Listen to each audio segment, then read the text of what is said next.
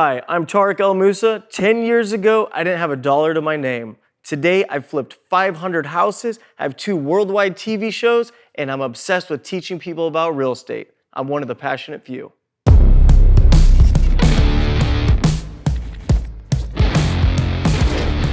The interview with Omar today was honestly one of my favorite interviews I've ever done. He's super chill, he has great questions, and I understand why he is one of the passionate few because he's a believer in what he does and he loves this business world and he loves being an entrepreneur and he just loves sharing positive messages. So I was very fortunate to be here today.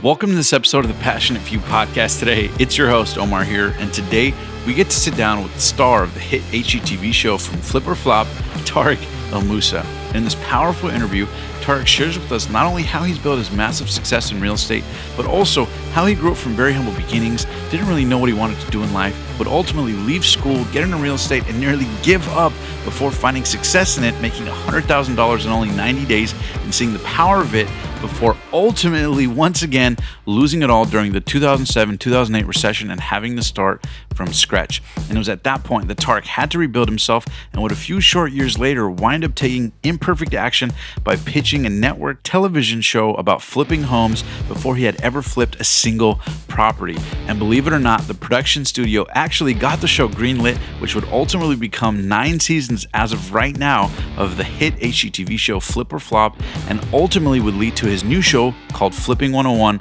with Tarek El Moussa. So I want to encourage you guys to really sit back, relax, enjoy this powerful interview with a man who overcame a very public divorce, 2 cancers, but would stop at nothing to make his dreams a reality. None other than the relentless, inspiring, and passionate Tarek El Moussa. Enjoy.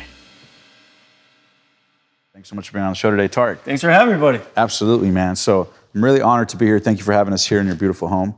A lot of people have seen what you've done on television, obviously in real estate. But before we start, let's get right into it. Where did you grow up? What was your childhood like? And what was young Tarek like before all this ambition began? So you're talking about like 900 years ago? Exactly. Take us back. All right. So I got into real estate at the age of 20 years old. But before I got into real estate, I lived and I grew up in a city called Buena Park, California, which is by Knott's Berry Farm. My mom came from Belgium. My dad came from the Middle East. They were immigrants. They moved to South Central Los Angeles from Europe. Yeah. And then we moved to Lakewood. And I lived in Lakewood until I was 4 years old. Moved it to Buena Park, California when I was 5 years old. And early childhood, immigrant family. And my dad was an engineer. My mom was a school teacher. And, as a kid, I was always that really, really hyper kid that was always in trouble. I couldn't sit still. I got kicked out of all the classrooms. And, I just had a lot of energy, which, today it's like ADD, ADHD, Yeah. which, by the way, I think kids with ADD or ADHD or whatever you want to call it, Yeah. if it's properly channeled, I think they can accomplish great things. Totally, Because yeah. it gives you the ability to hyper-focus on things that you want. But so growing up, I kind of became the way I became from sports and from my dad. When I was growing up, I played every single sport possible. And the sport that I played most was baseball. And this is actually where I learned about hard work. I remember being a 7, 8, 9, 10-year-old kid practicing baseball 4, 5, 6, 7 hours a day, every single day. So I literally had a full-time job practicing sports as a child. At that age. And I just played sports throughout my entire life, and it taught me how to compete, it taught me how to win, it taught me how to lose, it taught me about failing, and it taught me about winning. It literally taught me so many amazing things that I was able to take into the business world. Were you pretty good at that stuff as a kid or not really? Were you natural? I was pretty good at sports, but in order to be the best at anything, or at least in the top, you have to practice. It's like business, right? You have to do the same thing over and over and over and over, and then eventually it just comes naturally. So I was a pretty good athlete, but in order to be the best when you're playing in a division with great players or one of the best players, it takes hard work. Totally, yeah. Did you have ambitions to be a professional athlete at all or anything like that as a teenager? I did actually. So I played a lot of baseball, like I said, and in high school, I was freshman year, I was pitching on varsity. I was throwing 88 miles an hour. There's some college scouts out there kind of checking things out. And unfortunately for me, my shoulder went bad, and I ended up suffering from nerve damage in my shoulder. So my entire life was all about baseball, and my whole future was gonna be baseball. At least that's what I thought. And literally overnight, it was taken away from me because found out I couldn't throw anymore. And that was at the age of 16 years old. Yeah. So that was actually a pretty sad moment in my life. Like I remember like all those years of hard work, like everything I put into baseball, and I finally made it to high school baseball, and I was finally on varsity throwing my freshman year, and it was all taken away from me. Yeah. So that was the first time in my life I faced a big loss, I would call it, because I dedicated so much of my life to baseball and I lost it. And then it was just gone like that. Like that. So then at that point, what was your ambitions? Were you thinking about entrepreneurship at all? Was the seed for that there at all at that time? Did you want to be a millionaire at that time? I mean, what were your ambitions at that time as a kid? So for me, like I was always been ambitious. Like when I was like 5, 6 years old, I used to draw like pictures and sell them door to door for nickels. I'm serious. I used to do this stuff. I used to like collect cans and save money. As a kid, I was always hustling. I was always grinding. Like I was 5, 6 years old, drawing pictures, selling them door to door for nickels. Like I was always trying to make extra money to go buy things. Because to be honest, like the biggest motivating factor for me when I was young is I love things. Right? So I used to love buying toys and playing video games and getting dirt bikes and like all these things. So for me, I used to get upset when there was something I wanted and my parents would tell me, well, we can't afford it. And you know, back then, what do you mean you can't afford it? Just buy it. My friend has one of those, I want one of those. Yeah, exactly. Yeah. So at an early age, I learned that if you have money, it gives you more options. And I learned that if you have money, you can do things that you want to do. And if you have money, you can buy things that you want to buy. And it really hit me the first time I surrounded myself with a family that had money, and they had a nice house, they had a Mercedes, and I remember they took me to a sports game and we took a limo, and I remember that night, I was like, wow. Wait a minute, people have Mercedes and they drive in limos, like I want to do that. This is possible, yeah. This is possible. And I was like 7 or 8 years old. So ever since I was 7 or 8 years old, I knew I was going to be successful. Like there was nothing that would stop me from being successful. And then talk to me about after high school. You graduate, what happens? What are you thinking about your career? Did you go to college? Where are you at mindset-wise at that time? Great question. So one of the first rock bottoms, I guess, or first like hard moments of my life was actually out of high school. Graduated high school, I felt completely lost. I was going to college at the time, and I didn't understand college. I didn't understand the degree, and I was trying to find parking at the university, and I was trying to find pencils and Scantrons, and like it was too much. Yeah. Like it was just so stressful. What was your major? And well, I never made it to my third and fourth year, so I never made it that far. Yeah. But it was going to be business or communications. But I remember back then. So here's the most stressful part for me in college. I used to be like, okay, I need a degree. And I was like, okay, well, get a business degree. I'm like, well, what does that do? I'm like, well, get a business degree. I'm like, what does that do? And they're like, okay, get a communications degree. It's easier. But what does that do? Looking back, it turns out you just need a degree, then you go do whatever you want. Right. I wish some of the things they taught you in school were the things you can actually use in the real world. Like True, how to do your taxes, how to leverage assets, how to refinance. But that's why I'm working on so many different digital products right now that's going to teach people actually how to build the life they've always wanted.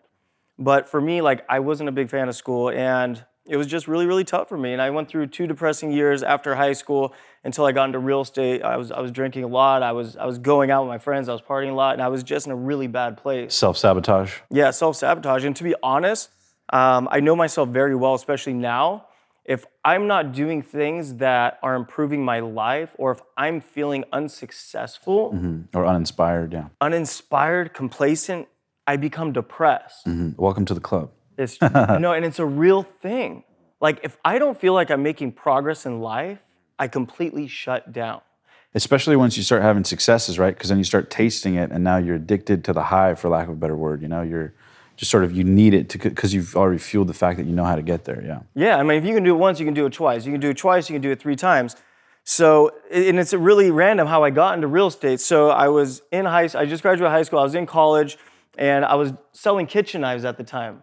You know Cutco? Of course, yeah. Yeah, so I was selling Cutco kitchen knives, and believe it or not, I was like top 20 in the nation. Like I used to have this whole list of all these like soccer moms and like all these different like women's groups, and I was just slinging knives all day, and I was like 50% commission. I was like average sale of like $500, so like I was rich. Were you knocking door to door, or you were just using your friends, family? Just cold calling for referrals from referrals. That's Anything, it. yeah. And what happened was back then in like 1904 when I was doing it, like we didn't have like the tablets and the iPhones and all these things. So I used to have a sales book, and I'm like the most unorganized ADD guy in the world, like to be honest with you. And I lost my sales book, and I put myself out of business because you can't call a lead if you don't have any leads. Right? So, and it happened fast. I was living in Cerritos, California at the time, and I was at a Washington Mutual Bank. And I remember I just like a few days after I lost my sales book, I'm looking at my account. I have no idea what to do. And I had just tried to get a job at IHOP. And they How old are you at this time? I was almost 20 years old. Okay. Tried to get a job at IHOP. They told me I wasn't qualified. I was like, what do you mean I'm not qualified? You guys are serving eggs and bacon. Yeah. So I'm at the ATM at this Washington Mutual, and I'm like, what do I do with my life? And I swear, I look up to the right, and there's a crooked sign. It says, Wise Old Owl Real Estate School. Wow. That is how I got into real estate. I swear, I was standing there. I looked to the right. I looked at my account. I looked to the right. I looked at my account. And I was like, I'm going to go sell houses. Pulled my money out, and I walked over, and that's how I got into real estate. No way. So you just walked in there? Just walked in. Signed up for real estate. That day? That day. That exact moment. And you just said, hey, I want to become an agent. How do I become an agent, or what happened? Here, so one of the keys to success, like when you have a thought, you take action right away. Totally. Power of imperfect action, yeah. Anytime I've ever wanted to do something, the second I come up with the idea, I'm working on it. Like, okay, so I have a podcast too, Life by Design. I was talking with my good buddy Josh, and I was like, oh, let's do the podcast, blah, blah, blah. I was like, let's do it. Within hours, we had 4 TVs ordered, we had microphones ordered, we had lights ordered. The logo being worked on. Yeah. Everything. The exact same day. So you got to strike when it's hot. Exactly. Strike when the idea is hot and the emotion's strong. That's it. So yeah, I got into so I went to these awful real estate courses at this real estate company. Yeah. I didn't end up working there. So I got licensed at 20. How many takes did it take to get your license? How many tests? First try. Really? Wow. Man, I studied so hard for that test because like when I want something, I want it, and I will do whatever it takes to get it. Yeah. And that's just how I am. So, and I hate studying. I hated school. But the reason I hated studying and the reason I hated school is because I didn't care about what I was learning because it didn't help me. Right. And I didn't like studying because I didn't care about the information I was trying to learn. Right. So for me, real estate, I was studying something that I wanted to know about, which made it that much more exciting because it interested me. It piqued my interest. So my first 6 months in real estate were awful. Like, I made no money. I sold my truck. I bought a 1985 baby blue Buick Park Avenue. And I started selling houses. And at the beginning, I was selling condos in the city of like Ontario, Riverside, Rialto for like $50,000. Yeah, so your commission checks were like $1,000, $2,000. It was nothing. It was nothing. I had no direction. I had no idea what to do. And but still determined, like, oh, I'm going to become successful at this. I'm going to play at a high level. Well, no. So here's the thing. I actually quit real estate. So 6 months in the business, and this is very important for people because not everybody, so many people work so hard towards their goals, right? And a lot of them quit when they're almost there. True. Whenever you think it's time to quit something, that's when I say you need another 6 months. When you think it's time to quit. So I used to do this thing called Updesk, right? Where they used to have newspaper ads of homes for sale. People would call in and they'd say, hey, I want to go see a house or whatever. Guess what? Nobody ever called in. But I would sit there every single day because I had no coaching, I had no mentor, I had no training. No one really told me what to do. All I knew is that sometimes the phone would ring. So I was sitting there one day and I finally looked at the secretary. I had sold, I think, 1 house, 2 houses, and I was like, I quit. I'm done. I'm going back to school. I was like, I'm going to school, which means I was like, that's how miserable and desperate I was because school for me was like the worst thing in the world, and I was willing to walk out of real estate to go back to school. So that day, I left the real estate office. I quit. I go home. I changed. 20 minutes later, Carol, the secretary, calls me. Hey, some people just walked into the office. They want to go see a house. I'm like, you got to be kidding. Yeah. Dan and Tina. That's what their names. And I'm like, all right, one last chance. I'm doing one last chance. Yeah. So I get back in my car. I change, get back in my car, go back to the office. Long story short, that night I ended up putting together a $33,000 deal at 20 years old. Put in escrow. Putting the deal together. Okay, so gotcha. I found these people. They found a house. This is a funny story. They found a house they wanted to buy, and they had to list their house. So it was 2 deals. Double. Oh, wow. This was back in 2003. Like every house for sale had 30 offers on it. So you always have to think outside the box. So while everybody else was faxing the offer to the broker, I was like, I'm going to the guy's office. I knew nothing about nothing. I was 20 years old. So you're just reinventing your own system. I was like my JCPenney slacks with my white socks, I was a kid. So his office was Remax Excellence in the city of Brea. So I go to the front and I was like, well, I'm here to meet Mr. John Batson.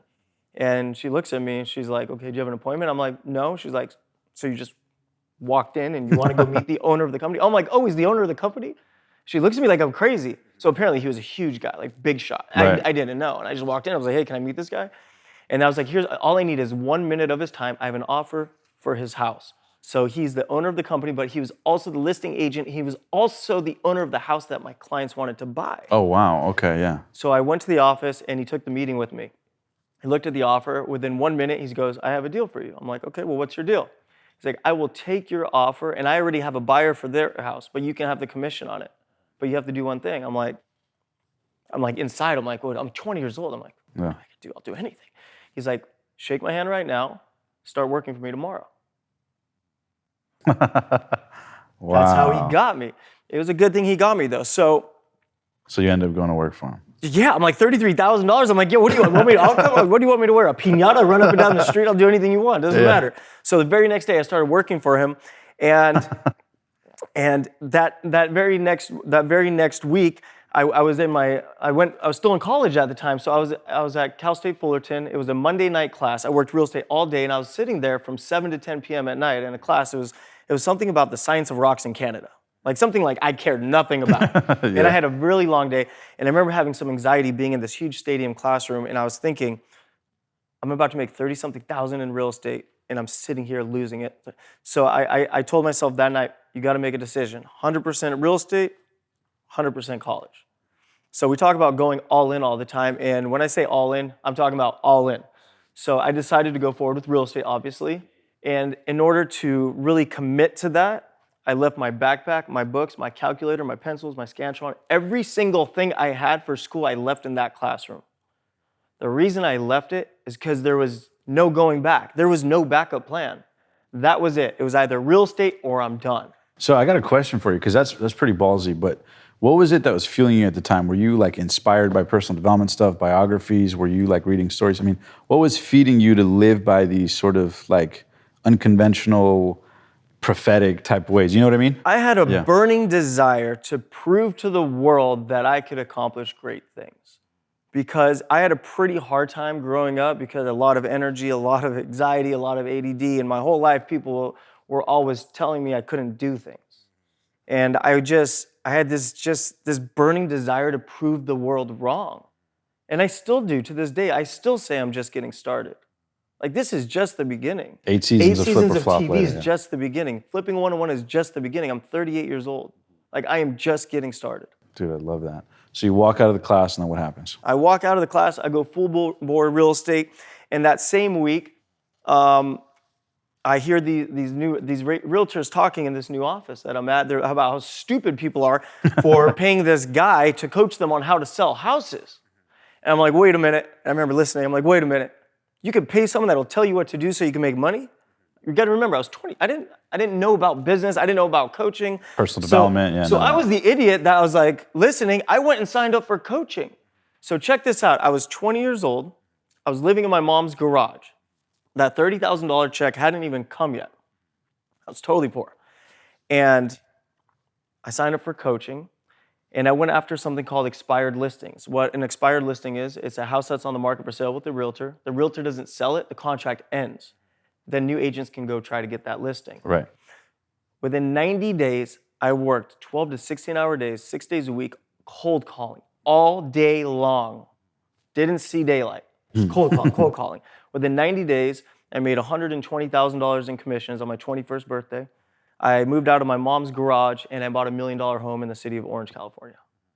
So life can change fast. It can change really, really fast. It doesn't take 10 years to make life-changing money. It takes 10 years to make millions upon millions of dollars, yes.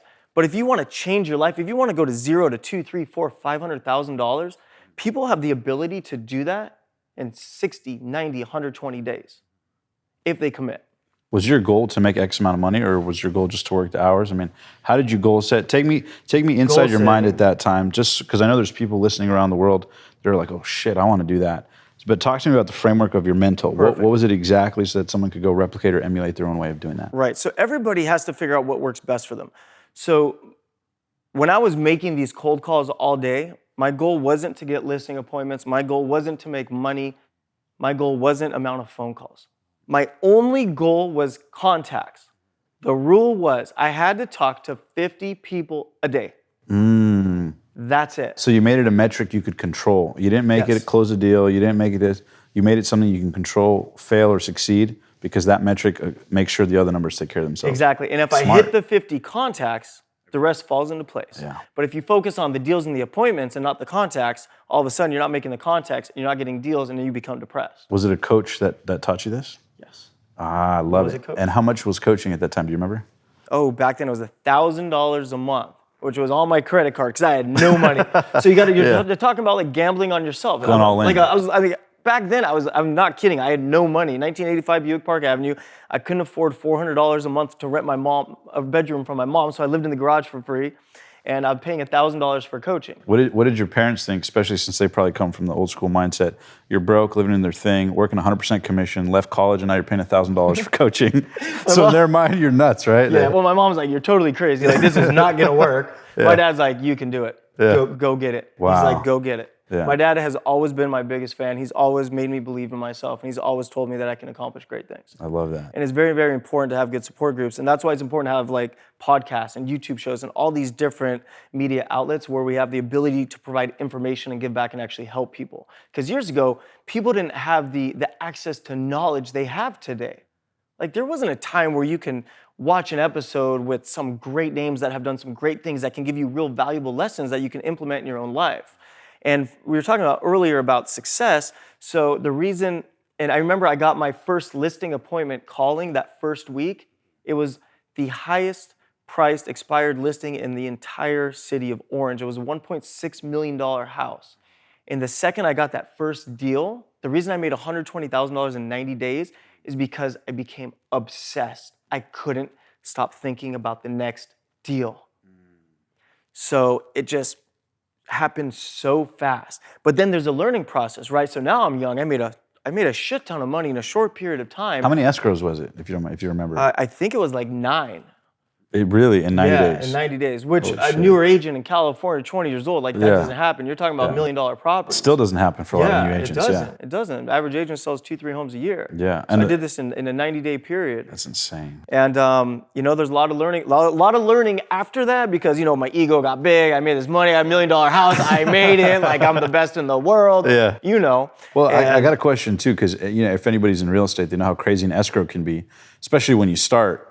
How stressed were you during those 9 escrows? I wasn't stressed at all. Really? You're talking about a 20-year-old kid with no money, whether 120,000 came or 92,000 came, I didn't care. Yeah. I just wanted more deals. So my obsession was make the contacts and get more deals. So you weren't stressed out about the home inspection, nothing. You just figured that'll take care of itself. Next deal. Here's one thing that I do that's different than a lot of people. A lot of people focus on ways to save money. They'll literally spend a large portion of their time figuring out ways to save money and spend less money.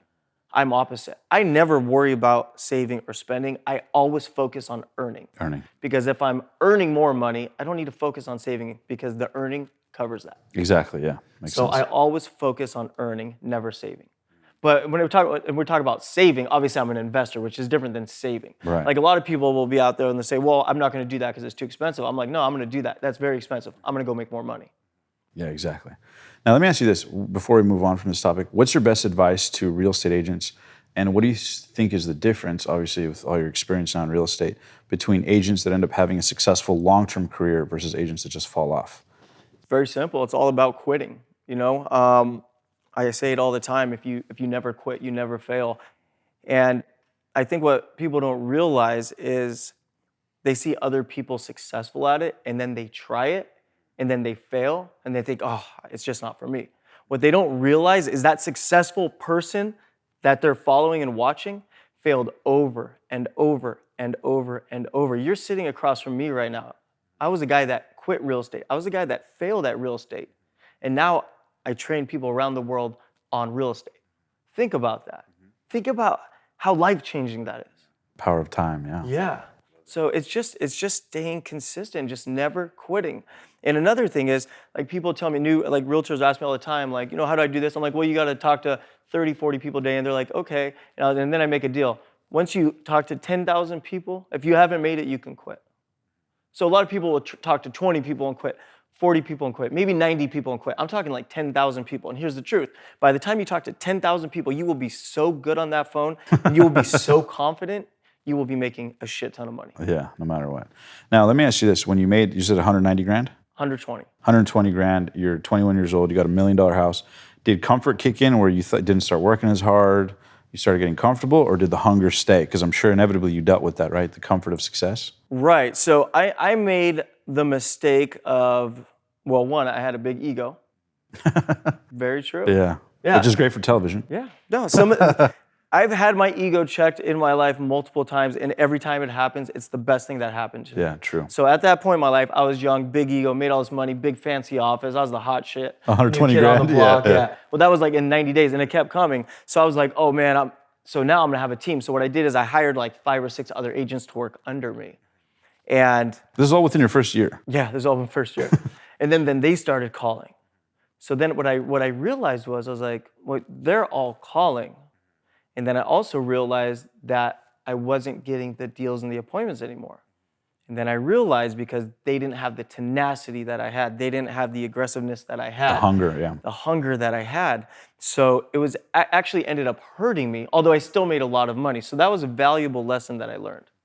Pretty young in real estate. And then at what point do you get into flipping? You're doing this for many years before you get into flipping, or? Right, so I was selling real estate from the age of 20, made quite a bit of money until the age of 25. 2007 came around, 2008 came around, completely wiped me out. My income went from $300,000-$400,000 a year to almost nothing. And at the time, I was 25 years old, and I think back then my monthly fixed bills were like $17,000, which back then that was like a lot of money to me. Right. And I was like losing it. I couldn't make any money. I went 4 months working every single day, including Sundays. I couldn't make $1. Had to sell my $1 million house, had to sell my fancy cars, and I ended up going 10 steps back in life and moving into a 2-bedroom apartment with a roommate. And it was like $700 a month. And I remember being in this apartment, there was no parking, there was a laundromat, and I was like, what happened to my life? Shit, here What you happened are. to my S500 Brabus? What happened to my $1 million house? What happened to my motorcycle, my boat, my toys? Yeah. Everything was gone. And you're like, what, 20? 26 years old. Shit. So that was a very difficult period of my life. 26 and 27 was a very, very tough period of my life. And then what happened was the short sales and things started coming around, and I started seeing investors enter the market, real investors. So early on in real estate, everybody was an investor. Oh yeah, I bought a house and I made X amount of dollars. But people were just buying houses, the market went up and they were selling them. So they weren't real house flippers back then. Right. Speculative. And then I saw real investors coming in, and I was starting to look at numbers. I'm like, wait a minute, I know how to find these deals. So I went to every single person I knew, right? By the way, after going totally broke, we gotta flip houses. Look at this business plan. I had a business plan. Everybody looked at me like I was a psychopath. They literally looked at me like I was a crazy person. They're like laughing, like, you want me to give you like $500,000? I'm like, yeah. They're like, no. Every single person said no. And were you shitting bricks thinking like, man, is this investment actually gonna work, or you're pretty confident in the deals? No, I wasn't even presenting deals back then. I was just presenting the plan. And like everybody said, no, you're crazy. We're not giving you, did you like see what's happening? The world is crumbling. The economy's tanking. You're 26 years old. You're poor. Like, no. And every single person that said no to me, you know what I thought in my head? You just screwed up. Every single, and I told them that, you just made a huge mistake. You just made a huge mistake. And I finally found someone that was dumb enough to work with me. His name's Pete DeBest, who's now my business partner on all my real estate deals. And he's like, I'll do it with you. And I was like, well, wait a minute. What do you mean? He's like, yeah, I'll flip a house with you. He's like, how much money you got? I was like, and this was 3 years after the crash, so I saved up a little bit of money. So I had like 30,000. Sure. And then I was like, I'll borrow against all my credit cards. So I literally took my life savings and I drained every single credit card I had, and I took the money and we went and bought our first property at the auction in Santa Ana, California. What's funny about that is we paid $115,000 for this condo. And the max I was willing to pay for this condo was $115,000. Wow, this worked out perfect. So it was like 112,000, 113,000, 114,000. I was like 115,000. I was waiting for him to go back. 116. He never came back, and it was like going once, going twice, and I could feel my heart jumping. I'm sweating. I'm like, oh my God, did I just buy a house? It was the first one I ever bought. Yeah. Anyways, went in there. I ended up doing the entire deal, start to finish 90 days, or less than, no, start to finish 60 days, and ended up made $34,000 on that first deal, which back then, after losing everything, was like $34 million. The day I sold that first flip, I made a commitment to stop selling real estate and only flip houses. So again, I went all in, although I only had one house. But it gets even more interesting. While I was flipping that first house, I had that crazy idea to get a TV show.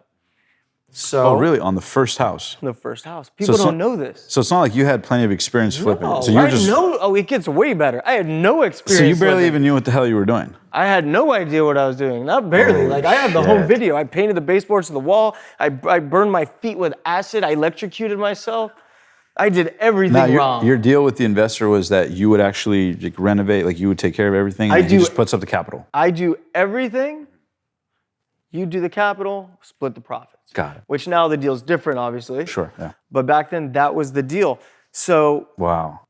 here's actually how I got the show. I'll tell you the story. Let's do it. We were at a real estate convention in Las Vegas, and I was sitting in the very back of this convention because that's what you did. I wasn't a big shot. I wasn't a baller. All the ballers were in the front row. My friend, who was the vice president of a real estate company, sat in the front row. 2 seats opened up because one of his managers got sick. So he texts me. He's like, hey, I got 2 seats in the front. You guys want to come up? I was like, to the front? And I'm so hungover. I'm like, man, I'm hurting. We're in Vegas, but like that's an opportunity you can't pass. You got to take advantage of opportunities. So I was like, all right, let's do it. So I go to the front of this 5,000 person, conference, and this like world-class speakers up there speaking. And all of a sudden, like I feel myself getting dizzy. I'm like, I don't feel so good. I got no sleep the night before. I gambled all night, and the convention was early.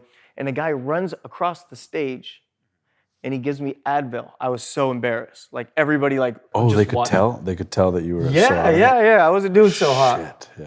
Yeah. And then what happened at the break? Yeah. All these guys and girls that were in the front row of this convention, they're all 7-figure earners. They all come up to me and my ex at the time because they're like, "Who are you guys?" They had never seen us before. In order to be in the front, you have to be somebody. Right. We were nobodies, but we were dressed sharp, we were young, we looked good. So we ended up building relationships. One of the guys I talked to, his name was Brady Sondell. He's a realtor in Palm Springs, California. And he's like, oh, I got a local TV show. And when I go to the grocery store and stuff, people know me, like I have to hide. I'm like, I was like, so do you make money? He's like, yeah, I sell houses. I was like, TV money. And it hit me. I was like, if I can get us on TV, I can figure out a way to make money. And how old are you at this time? This was 2010, so I was 28, I think. And you only had like 30 grand in the bank. Yeah. And the inspiration strikes you and you don't let it go. No, exactly. Shit, wow. So the next day, Yeah. come back from Vegas, 10 o'clock at night. Yeah. And I never told my ex this idea about TV. Yeah. 10 o'clock at night, I lived in San Clemente, California, and she's walking up the stairs. She has one leg up the stairs. She looks over to the right and she's like, so are you coming to bed? It's like 10 o'clock at night. I was like, no, I'm gonna get us a TV show. And I'm serious when I say things. She looks at me, she goes, you're crazy, I'm going to bed. Ended up sending the first email to a production company called Pytown Productions, who now produces Flip or Flop. Holy shit. And so I sent this email out. The very next day, I wake up and Pytown Productions responded. I'm like, wait a minute, like a real Hollywood production company? Like they reached out. So real quick, did you pitch them on a flipping show? Yeah. Okay. I literally sent an email. They had a tab that said casting. And I was like, I want to flip houses on TV. This is what we look like. Yeah. Let me know what to do. And literally this is after you doing one flip only. Like, I mean, no. Like the first week of buying the flip, I was starting the work of the first So you flip. hadn't even successfully flipped yet? No. I haven't even flipped a house yet. And I'm trying to get a house flipping TV show. Yeah. So why not? Talk about imperfect action. Yeah, fuck it, roll the dice. Yeah. So I was like, all right. So they just like send me a home video. So I called my buddy, who's like good with like computers and technology, who actually invited me to the front row. His name is Brad Pearson. And I was like, hey, I got to shoot like a home video of me flipping this condo. Do you have a camera I can borrow? He's like, yeah, just don't break it. By the way, of course I broke it. Sorry, Brad. I still owe you a camera. I really did break it. Yeah. So I made this home video, had my buddy edit it. I still have the home video to this day. Oh my God. I made a 20-something minute episode. I sent it to the production company. The very same day they call us, we love it. We need to do a 2-day professional shoot with you guys. When are you free? And I'm like, oh shit, this is actually happening. Holy cow. So we did the 2-day professional shoot, and they pitched it out to all the networks, HGTV, Bravo, everybody, and it was crickets, ghost town. And I gave up on the idea. So like 10 months go by, I get a call. I was golfing at Black Gold Golf Course in Yorba Linda. I'm on like the 15th hole. I get a call. They're like, "You're not gonna believe this." I was like, because I saw the production company. I'm like, "Hey, what's going on?" I'm like, "What's up?" HGTV wants to do a pilot. Holy shit. I'm like, "No way!" Like I was like real TV, like TV. They're like, "Yeah." So I did the pilot in summer of 11. And normally how it works, you do the pilot, and then 6 or 8 months later, they get it out there. They'll air it a few times. If it does well, you go to series, but the likelihood of pilots going to series very, very low. Shot the pilot, sent them the pilot. That exact same week, they sent a contract. They wanted to do 13 episodes of Flip or Flop for season 1. But it gets better. So the pilot episode was the 3rd house I had ever flipped in my life. Yeah. And HGTV isn't saying like what experience you have, what's your credibility. They don't give a shit about any of that. We weren't there yet, but I'll explain. So I had flipped 3 houses in 12 months. I get this contract to flip 13 houses in 10 months and on TV. Jesus. How in the world am I gonna flip 13 houses in 10 months? I have no idea what I'm doing. So what did I do? Signed the contract. It's like, sure, I'll figure it out. Yeah, exactly. I literally told myself I was willing to do whatever it takes to figure it out, and I did. We did the 13 episodes the first season, and since then, the show has just taken a life of its own. It's become the biggest house flipping TV show in the history of house flipping real estate TV shows. That's incredible. It was pretty wild. Yeah, but I remember when shot the home video, first flip ever. Shot the pilot, 3rd flip ever. Went to series, no idea how I was gonna find houses. Yeah. And here's actually how I found the houses. Dude, that's amazing. A lot of people don't know this. Yeah. So back then, I had to buy houses for the TV show. They had to be vacant. They had to be local, which limited what I could buy, right? So I used to work all day until like 9 o'clock at night. I used to come home, have dinner until like 9:30, and then I used to leave every single night around 10 p.m. till 4 a.m. every night and drive all of Southern California, all the properties that were going to the auction the next day at 8, 9, 10 a.m. The reason I did that is because I can only buy vacant properties because I had 10 months, so I didn't have time to evict people. Yeah. So every single night, 10 p.m. to 4 a.m., I was on the road, and woke up every single day at like 7 a.m. and back to work. Like it was. So were you knocking on their doors, or what were you doing? No, so I used to drive by the houses in the middle of the night, and I'd look for overgrown lawn. I'd look for cars in the driveway, and a lot of times you could tell if someone's been living at the house or not. Like if you see 500 pieces of mail on the porch, nobody's living there. Right. Yeah. So that's what I did. That's how I figured it out. But the best thing that happened, I put myself in a position to where I couldn't fail. Yeah, and that's about going all in. The reason I was successful at real estate is when I left school is because I put myself in a position where there's no backup plan. Yeah, do or die. That's it, it's do or die. So what happened for me is I worked so hard trying to get those 13 houses, I actually learned every single thing you can know about finding houses to flip. And my first year I did 3 deals, second year 18, third year 46, and then I got into the 60s and then 88. The year I had cancer, I quadrupled my company. Dude, that's insane. Now, actually, I want to zoom in really quick. For people interested in flipping homes, what are Tarek El Moussa's top tips to flipping a home? Well, the most important part I would say is you should probably get educated. It's kind of important to know what you're doing. Right. And that's really it. You got to get educated, and you got to follow a system, and you have to be tenacious, and you have to just go out there and work your ass off. And it's not rocket science. Like I make this analogy all the time. I say this. It is more difficult to spend 4 years at UCLA or USC than it is to invest 4 years of your life learning real estate. Because I guarantee if someone actually spent 4 years studying, learning real estate, they would be more successful than they'd ever thought. They'd be financially free too. Yeah. Right. The difference is people are okay with going to college because they know at the end, I'm gonna get a degree. So if I'm miserable for these 4 years, I get that degree. Or if I bust my ass for 4 years, I get that degree. There's a guarantee. Yeah. Guarantee. In the business world, you don't get the guarantee. And because there's no guarantee, people quit. People played safe. That's the backup plan. There's an easy way out. They have an excuse. Now, talk to me about this. I know I saw this interview. It was a wonderful interview you did where you talked about the fact that you pursued success so long and then you got it. And I think you said in 2016, you broke your first 8 figures, or $10 million. Yeah. And you said it was the first time you broke $10 million in a year in personal income. And you said that was the worst year of your life. It was the absolute worst, most depressing year of my life. So talk to me about what that year in particular taught you about what's important in life and just a balance, because I'm sure that was a reality check for sure. So share with the audience, But, what did you learn at that it's so stage? in depth for me. Like there was like a lot of personal, emotional, Sure. and like health and medical issues I was dealing with. 2 different cancers and like different hormone injections. Like I was doing so much shit. Like I just lost my way. But that's why I talk about it all the time. Like money will not make you happy. Like not having money will make you miserable. Like we all know that. Yeah. But having money won't make you happy.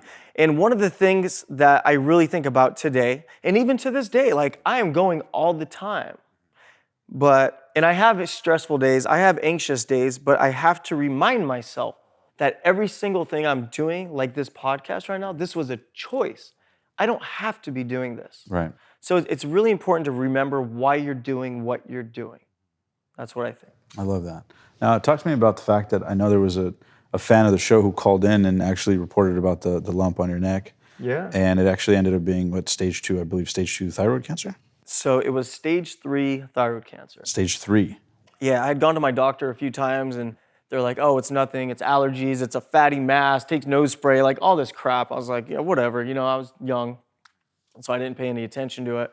And I knew something was wrong, like I could feel it. I was always clearing my throat. It was like harder to like breathe. I don't know, weird stuff going on. Yeah. And a nurse was watching my show out of Texas and she emailed the production company, like, hey, he needs to go check out his thyroid. It's not looking right.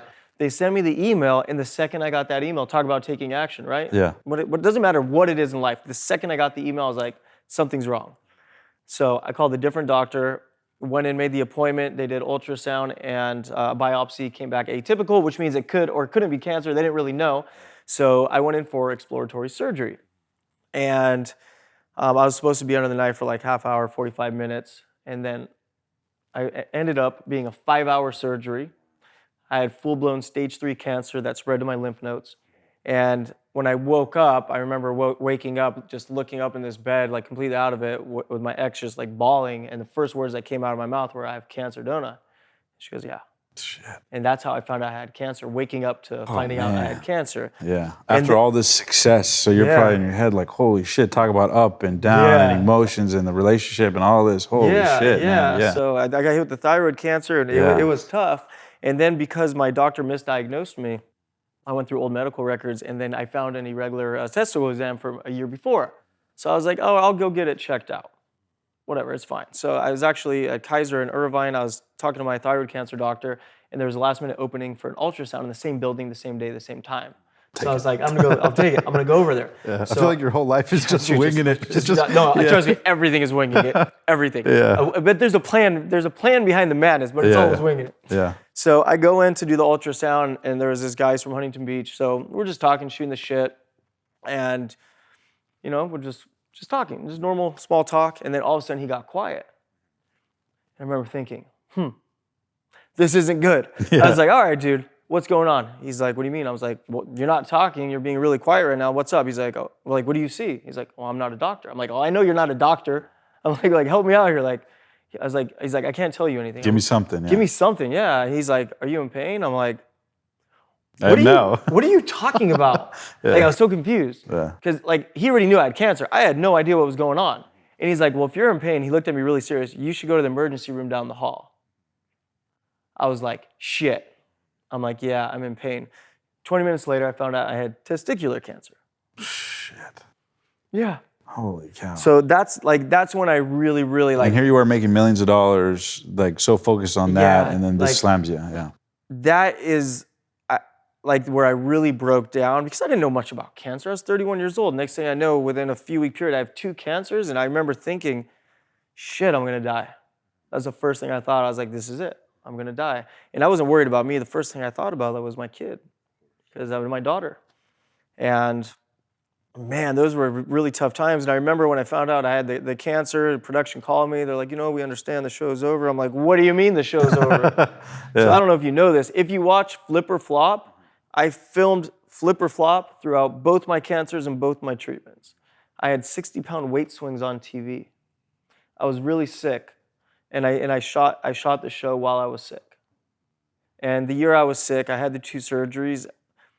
I quadrupled the business, and we created the biggest hit TV show. And you guys have done now, over 120 episodes? Yeah. And you guys are going into season 8 at the time of this recording, right? Season 8 is on the air right now, HGTV, every Thursday night at 9 p.m. Nice. And I know you also have a new show coming out. Yeah, the new show, super cool, Flipping 101. And Flipping 101 is pretty much says what it is. It's college for house flipping, right? I was talking about that. And pretty much I work with rookie flippers, and I kind of show them the way and make sure they get in and out of projects without getting their asses kicked. That's kind of what I do. I love that, man. It's so awesome. It's a lot of fun. And here's why it's fun. Like when they first approached me about the show, I was like, so I'm going to go in there, I'm going to tell people what to do. They're going to do it. They're going to flip it. They're going to make money. And like, this is going to be boring. So what I found out during the pilot is nobody listens to me at all.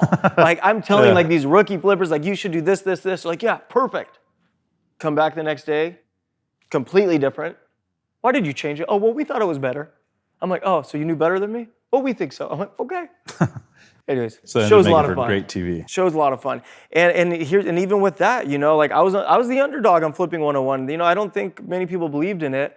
And I think it came out so great. I shocked a lot of people with it. And I think the show itself is a really good show. And we got picked up for 14 episodes, which doesn't happen. Initially, they called me. They said they wanted 5. And then that was a big deal. It was hard enough to get 1. And then they said they wanted 5. And then it went to 6, then 8, then 10, then 13, then 14. So it's a full 14 episode order of Flipping 101. Dude, that's insane. How do you stay balanced when you're working this much? Because you got a lot going on, right? Yeah, I have quite a bit going on. How do I stay balanced? You know, I just keep really good people around me. You know, I'm always with Heather, or I'm with Josh, or I'm with my kids, or I'm with my family. And I think it's really important to surround yourself with people that believe in you. I love that. Now, what is it about Heather in particular that caught your eye? Because I love what you guys got going on social media. It's so awesome. Everybody's talking about it. I don't know. She just did that thing to me, you know? Like she walked by and she did that thing, that butterfly thing. In the heart, yeah. And it's the first time in many decades since I had a woman walk by and do that thing to me, as I call it. So, and yeah, she did that thing. I asked her out. She said, of course. I'm just kidding. So apparently I asked her out a few years ago, but she had a boyfriend at the time. Yeah. I found that out. She's over there watching me. Yeah. You look so cute, by the way. But there's that determination, right? Whatever it takes. Oh, right when I saw her, I told her the story. Right when I saw her, I'm like, okay. Oh, I said, you want to go to Paris? She's like, it's like, what? I'm like, no, like, I'm not like, no, I'm being funny. I was like, let's go to Paris. She's like, you're serious? I'm like, yeah, I'm very serious. Let's go to Paris. By the way, we're going to Paris in a few weeks. Yeah. Told you we're going to Paris. Wow, ended up making it happen. Yeah. Incredible. Oh, and by the way, the first date, I have no idea why she ever called me back. Like, I get hot really easily. It's like 68 degrees in here, and I can feel myself sweating. So our first date was in the heat wave of summer. Yeah. And I'm like already anxious guy. I'm already naturally hot. Yeah. It's like 100 degrees outside. I have no idea why I did this. On our first date, I decided to wear a sweater. Yeah. Half the dinner I spent in the restroom trying to cool off because it was so hot, and I was literally, we're sitting at dinner, and I can feel the sweat like coming down my forehead, down my nose, and she's like, are you okay? And I looked at her, I said, no, not at all. I think I'm having a panic attack. Yeah. It's very hot in here. She's like, you are wearing a sweater. I said, I'm well aware of that. But if it wasn't so hot, I would look good. I love that, man. That's awesome. Now, talk a little bit about, now I know a lot of people ask you about this, but obviously working with an ex is not an easy thing. It's tricky. Says who? But talk to me about what that was like to actually do that, because I'm sure showing up to set is a tricky thing, it was, right? I would have to say, hands down, the absolute worst experience of my life. Like, I would have rather gone through cancer again than go through that. I'm serious. It was tough. So you have to show up to set and be civil and be on camera and be smiley and be that kind of I mean, thing. camera was off. I was crying like a little baby, but you know, it was a really rough period of my life, and just every single day, you know, wake up sad, depressed, crying, whatever I was dealing with, I just had to remind myself that things will get better. Time fixes a lot of things. You just got to survive the hard times. And people, like, when they're going through the hard times, you forget about the good times. You got to survive the hard times if you want to enjoy the good times. And you have to learn from the hard times if you want to keep enjoying the good times. And you also talked about, too, one time that it was about focusing on the greater good. The fact that, you know, you could choose to obviously not do the show, right? I mean, was HGTV kind of in a situation like that, or everyone wanted you to keep doing the show because things were going so well? I mean, we could have done anything we wanted. Right, yeah. Right? But I mean, at the time, I wasn't me. Like, I still haven't watched season 6 and 7 because it brings back the worst memories of my life. So, like, I can't even watch myself on TV during that period because I can see the sadness in my eyes. I can see the depression in my body language. Like it was some real shit I went through. But looking back, like I wouldn't change it because I wouldn't be the guy I am today without that. True. And as difficult and as painful as that was, it made me so much stronger than I ever would have been. What advice do you have for people watching this right now who might be going through a breakup of their own or a challenge of their own based on what you learned? And obviously you had a very public situation, so that just exasperates it everywhere you go. People are talking about it, the pressure, TV. You got millions of people knowing about it, people prying into your business. So you obviously felt this at a high level. What advice do you have for people around the world that are going through their own breakup, their own challenges that you could impart to them? Right, so one thing that really, really helped me, as simple as it is the word fair. So during that process of divorce for a long time, all these things were happening. I was like, that's not fair. Like, that's not right. Like, that's not fair. And finally, one day I was driving and I actually said it out loud. I said, life's not fair. And the second I realized that life's not fair and I can't control other people, that was the beginning of my recovery. That was the beginning of like Tarek 2.0. So we're doing it. So yeah, I did hear someone just, come here, honey. Come sit with your daddy. We're almost done. This is Omar from the Passionate Few. Say hi. Hello. Nice Oh, to I meet like you. the handshake. Did you tell him what day's coming up? My birthday in 3 days. She's gonna be 6. 9. 7. 9. Okay, 9. It's 9 going on 19. All right, honey. So he's gonna ask me a few more questions, and then we're all done, okay? And then we're gonna go date night. I need to get dressed, take a shower, get high heels, do my hair. Okay, you want me to finish up the interview and you can go start looking for your stuff? No. Okay, we'll finish it Okay, up. what's one question you want me to ask your dad? Anything. He has to answer. Run it by me first. Nope. I gotta think for a second. I don't know. I mean, I want to get a good question, but not too much that will embarrass your life. Just a simple question. I have a good question. How about an easy question? I have a really good one, but I don't want to say it because it's embarrassing. Yeah, there's cameras here, honey. Why don't you tell about the story where you screamed to an entire hotel, Daddy farted. And everybody knew who I was. Should I just ask him questions? Yeah, here, put your arm around me like this. Let me ask a question. No, we'll wrap it up. Wait. Okay. Omar's gonna ask me a couple more questions. Why does my dad fart all the time? No, we're not doing that. I don't fart all the time. Okay. Sometimes. So, Most of the time. Okay. we're talking about advice to people around the world about, they might be going through their own challenges or relationships split apart or whatever it is. What advice do you have for people around the world? Is it time? Is it taking the time to self-reflect? So people ask me all the time, while they're going through it, how do you get out of it? How do you feel better? Here's the truth. When you're going through it, there is nothing you can do but deal with the pain and the suffering. There's no fix, there's no magic pill. Like when you're going through a traumatic event, you just have to understand and believe that it's gonna get better. But while you're going through it, you just have to learn to handle the pain. And that's my best advice. And you gotta focus on the future and focus on yourself and remember why you do what you do. And figure out whatever traumatic experience is changing your life, what caused that experience to happen. And how can you not make those same mistakes twice? Like life is nothing but a series of lessons, right? Yeah. I love that. And then also, too, the person that makes you, who you become in the process. So talk to me now on what drives Tarek El Moussa. Obviously, what drove you before was success.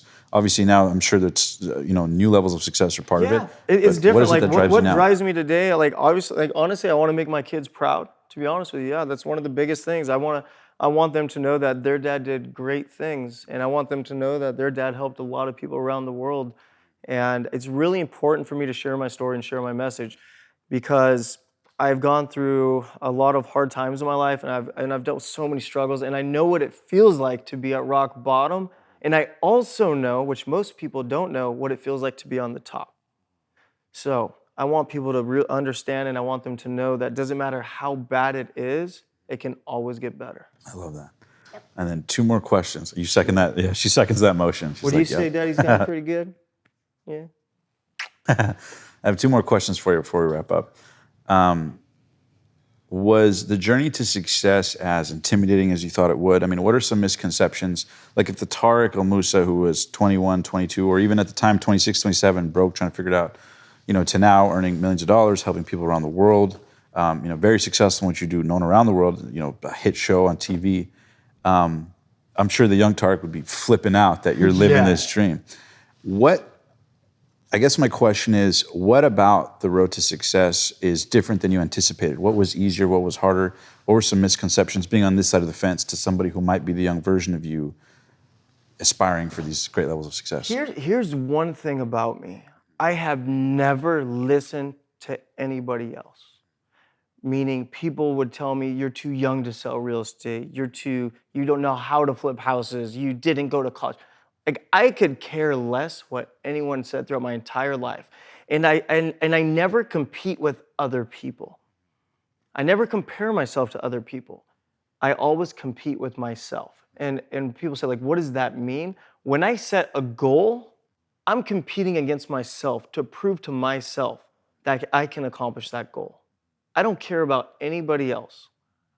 And that's really important on the road to success, because there are going to be so many haters out there. There are going to be so many people telling you can't do it. There are going to be so many people out there telling you it's not for you. Incredible people too, right? I'm sure you've had powerful people, networks, television telling you no, where you start doubting yourself and you got to get that belief up, right?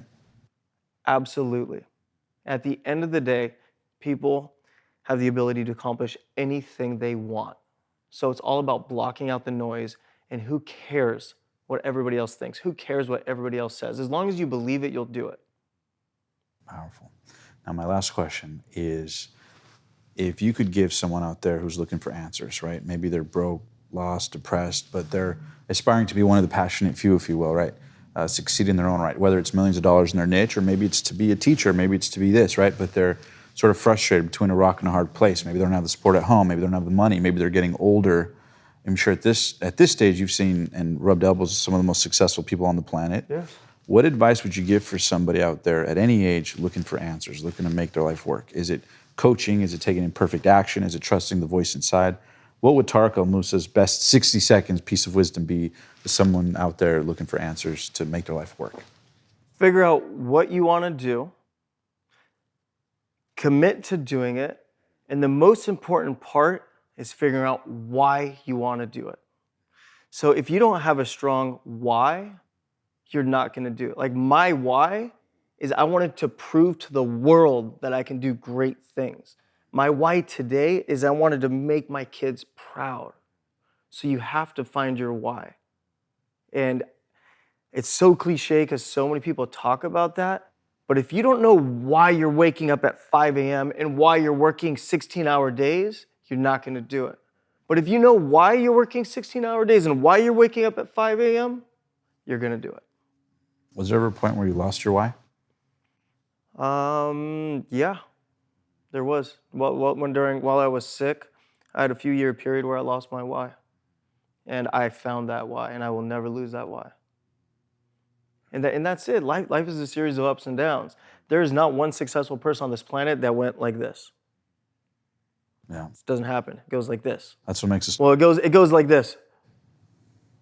The roller coaster. Yeah. That's kind of how it goes. Powerful. And then at the end of every interview, we play a game called First Things First. Yeah. So the way the game works is I'm just going to rifle off 10 words or phrases. You just tell me the first word or phrase that comes to mind related to it. Ooh. Make sense? All right, let's play a game. So you just tell me the first word or phrase that comes to mind. I'm going to rifle them off. Do I get to play? Sure. How do you play? Well, just listen to Daddy. We'll play after. Is it like tic-tac-toe? No. We're almost done. The only rule is that you can't repeat yourself twice. So you can't say the same thing twice. Daddy, do this. We'll do it later, okay? Pay attention. All right, let's do it. You ready? Flip or flop? TV show. Your ambition as a kid? Wait, hold on. Why are you laughing, Josh? Not so smart. Don't say. He jumped off the house. Well, because someone dared me to. Your sister. And then you Yeah, jumped off a hotel when you were my age. Yeah, I did some dumb things. So your ambition as a kid? Okay, so just one word answers? Word or phrase? Oh, well, let's start from the top. Okay. Flip or flop? My TV show. Your ambition as a kid?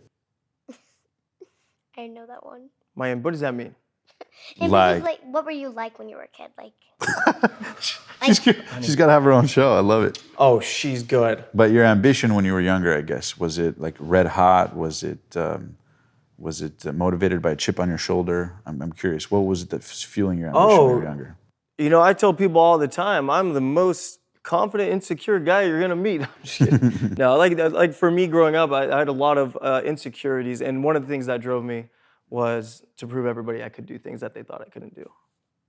But we were talking about one word answer. This is a hard game, Omar. Word or phrase? Word or phrase. All right, let's try it again. Your first real estate transaction? Confusing. Failure? Many times. Rejection? Over and over. Biggest insecurity?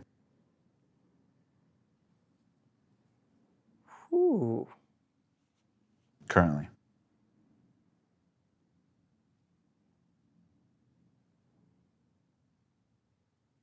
I don't know. I have big feet. That's true. Your first $10 million year? Life-changing. Why you love teaching people around the world how to do what you've done? Inspiring. Your legacy? Family. Money? Fun. Your why? Family. Oh, I said family. Can't repeat yourself twice. What is Kids. it? My why? Kids. Change. And the last one, you ready? Passion. It few. That was a joke. All right. like Passion, life. Thank you so much for being on the show today, Tarek. Thanks, buddy. Guys, make sure to check out, nice to meet you too. Guys, make sure to check out Tarek and all the new stuff he has coming out in the description below, as well as check out Flip or Flop and Flipping 101. Until next time, thank you guys for being one of the passionate few. If you guys enjoyed that video, be sure to hit that subscribe button right now, because every week we bring you the very best in personal development content, interviews, and insight to help inspire you to take your life and your dreams and make them a reality. And also, if you want to know how to book dream guests the same way I have, you can check the link below for my top 3 secrets. So if you have a podcast or a show or whatever it is and you want to collaborate with them, if you click that link below, I'll give you those top 3 secrets to help you get in touch with anybody. And also, don't forget that The Passionate Few is available on media platforms as well.